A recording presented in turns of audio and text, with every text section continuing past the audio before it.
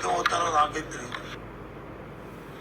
ఆంధ్రప్రదేశ్ లో టీచర్ల పోస్టుల భర్తీ చేయాలన్న ప్రభుత్వ నిర్ణయంపై సర్వత్రా హర్షం వ్యక్తమవుతోంది.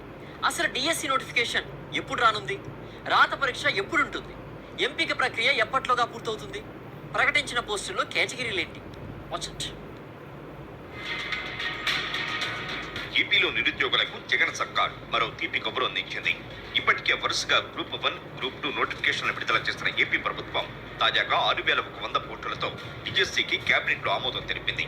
వారం రోజులలో టెట్ తో పాటు డిఎస్సికి నోటిఫికేషన్ ఇవ్వనున్నారు. ప్రకటించిన 6,100 పోస్టులలో దాదాపు 2,000 వరకు ఎస్జిటి పోస్టులు, దాదాపు 4,000కి పైగా స్కూల్ అసిస్టెంట్ పోస్టులు ఉండనున్నాయి. వీటితో పాటు మోడల్ స్కూళ్లు, బీసీ, గిరిజన, సాంఘిక సంక్షేమ శాఖల స్కూళ్లలోని 40 ప్రిన్సిపల్ పోస్టులను కూడా ఇందులో భాగంగా భర్తీ చేయబోతున్నారు.